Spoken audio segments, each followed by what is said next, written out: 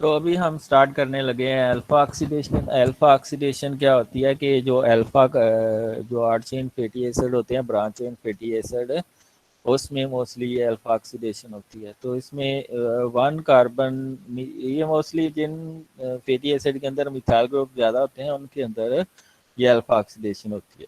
ठीक है।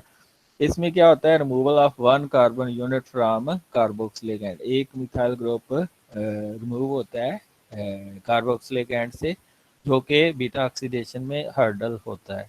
ठीक है। इससे इनमें रिएक्शंस के दौरान एनर्जी तो नहीं प्रोड्यूस होती, लेकिन ये बीटा ऑक्सीडेशन स्टार्ट करने के लिए बड़ा अच्छा स्टेप होता है। इसमें आप देखें, ये कार्बोक्सिलिक ग्रुप के बाद वाला जो कार्बन है इसको हम अल्फा कार्बन कहते हैं। इसकी जो ऑक्सीडेशन होती है और ये हाइड्रोक्सिल ग्रुप में चेंज होता है और फिर ये रिमूव होता है, फिर बीटा ऑक्सीडेशन स्टार्ट होती है और different charge chain fatty acid बनते हैं। और ये फैटी एसिड फिर माइटोकॉन्ड्रिया के अंदर जाके बीटा ऑक्सीडेशन के थ्रू एनर्जी प्रोड्यूस करते हैं। तो सबसे पहले आप देखें, ये इसके ऊपर कोई एंजाइम ए लगा। ठीक है। फिर ये अल्फा कार्बन की हाइड्रोक्सिलेशन हुई और फिर इसके ऊपर लाइएज एंजाइम एक्ट किया और फॉर्माइल को यानी कि मिथाइल ग्रुप रिमूव हो गया यहाँ से।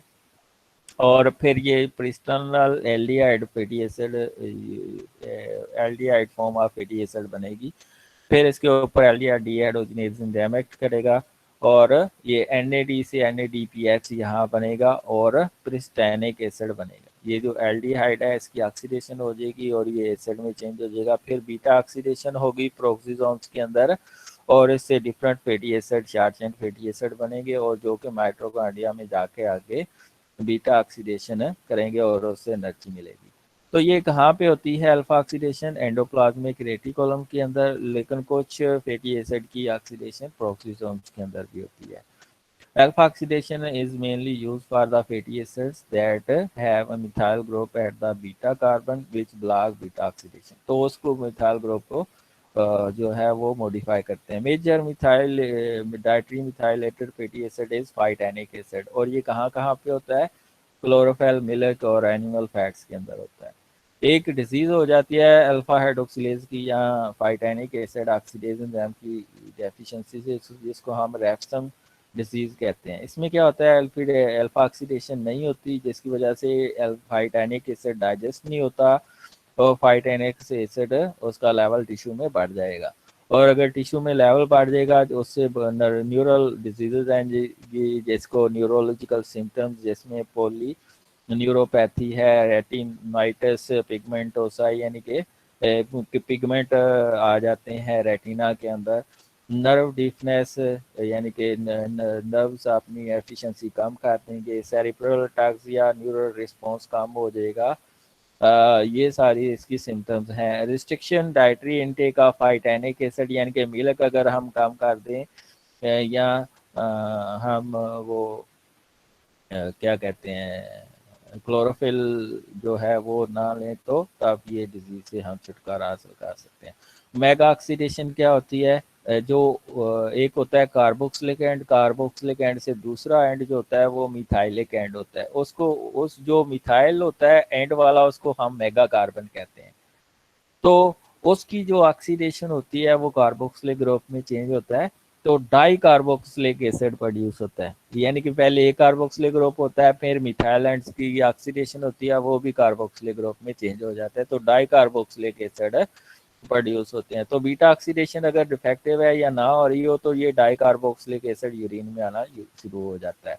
इसको हम रिएक्शन को देखते हैं। Mega oxidation is important in some animals and human with defects in beta oxidation enzyme. Mega oxidation occur in the smooth endoplasmic reticulum of the liver and kidney। इसमें होता क्या है? सबसे पहले मिक्स्ड फंक्शन ऑक्सीडेज P450 ये Lorik acid की oxidation करता है हाइड्रोक्सिल ग्रुप के अंदर, तो फैटी अल्कोहल बनती है। यानी कि एक साइड पे कार्बोक्सिलिक एसिड, दूसरे एंड पे हाइड्रोक्सिल ग्रुप। फिर इसके ऊपर अल्कोहल डीहाइड्रोजनेज एंजाइम ऐड करता है और एक NADH प्रोड्यूस होता है इधर, और इसकी ऑक्सीडेशन होती है इनटू एल्डिहाइड के अंदर।